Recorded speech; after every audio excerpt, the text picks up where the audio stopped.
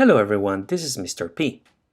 On today's lesson, we're going to take a look at the Indigenous peoples of Canada. So a brief look at the Indigenous peoples of Canada.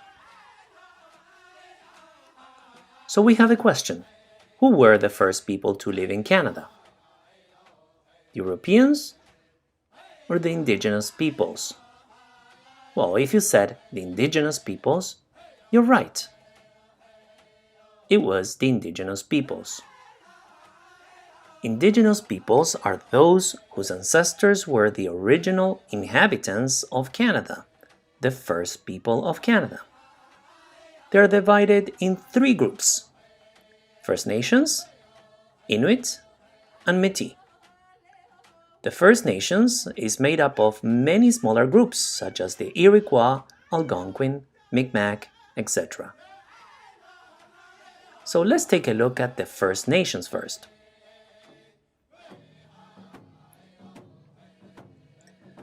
There are over 634 recognized First Nations governments or bands. They live south of the Arctic coast.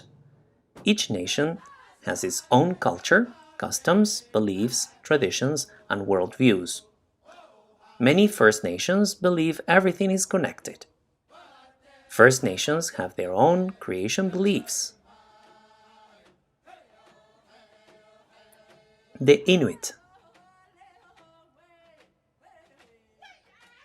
Inuktitut for people are an indigenous people, the majority of whom inhabit the northern regions of Canada. An Inuit person is known as an Inuk.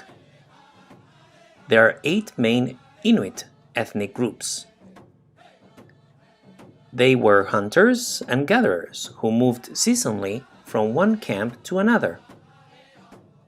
Inuk adults harvest country food, which includes seal, whale, duck, caribou, fish, and berries. The Métis. This group was formed after the Europeans arrived. The term is used to describe communities of mixed European and Indigenous descent across Canada. The first Métis communities emerged during the Great Lakes fur trade in the 18th century. The blending of European and Indigenous traditions has created a unique and rich Métis culture.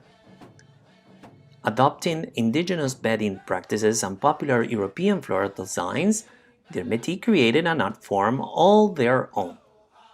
The Métis could speak various Indigenous languages and were often literate in French or English. So where do they live in Canada? Well, the majority lives in the north, 25% in Yukon, 50% in Northwest Territories, and 85% in Nunavut. The rest are scattered among provinces. The Indigenous peoples speak different languages, and this is a map more or less showing the most spoken language, which is Algonquin. The Indigenous peoples' dwellings. So we have the teepee for the First Nations, the longhouse also for the First Nations, and the igloo for the Inuit. Food. So we have marine life like crab, seal, whale, fish, etc. Meat like caribou, buffalo, duck, snake, turtle, etc. Vegetables, we have corn, squash, potato, nuts, etc. Clothing. So we have war bonnets, we have moccasins, we have all types of fur coats. First Nations clothing was made from caribou skin or beaver fur. Inuit would wear caribou skin clothing and seal skin boots. Spirituality. The elders passed down meaningful stories to younger generations through oral storytelling. The dream catcher is a symbol of unity and is hung for protection. Transportation. So we have snowshoes, canoes, kayaks, toboggan, etc. So now let's take a look at a brief history of Canada. Jacques Cartier. He was a French explorer who came to Canada in 1534. There are three main reasons for his exploration. First, to find an alternate route to China. Second, to bring back gold, silk, and other riches. And third, to claim the land for the Queen of France. His exploration of the St. Lawrence River allowed France to lay claim to lands that would become Canada.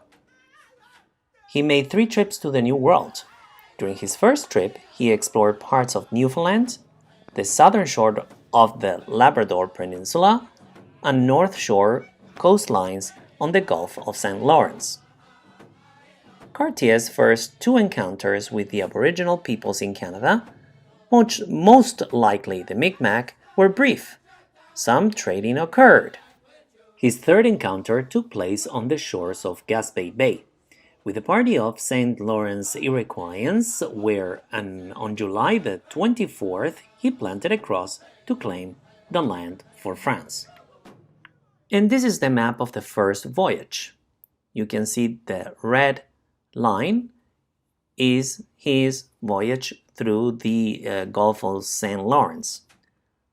On his second voyage, he explored most of the St. Lawrence River, as you can see from the red line. The meeting of 2 cultures. What do you think happened when the Europeans and the First Nations met? Was it positive or negative? So let's pause the video and give your reasons. Now that you have paused the video and have your answers, let's look at my answers then. The positive outcomes. Well, they learned of new foods, salt and bread. The Europeans introduced them to woolen cloth. They were also given or traded iron weapons by the Europeans, which they became increasingly dependent on. What about the negative outcomes? Well, this is another story. The Europeans introduced them to alcohol, which had a tremendous effect on them. They brought diseases like smallpox, influenza, and measles, which killed thousands. The French tried to impose Christianity on them. Indigenous peoples versus Europeans. The indigenous peoples. They had the land and felt okay to share it. They wanted goods, money, and government assistance that the Europeans could offer. The Europeans, well, they really wanted to settle the land in Canada. They realized that the indigenous peoples would always be a threat without signing an official treaty. So what did they do? They signed a treaty. So the indigenous peoples, or the indigenous rights.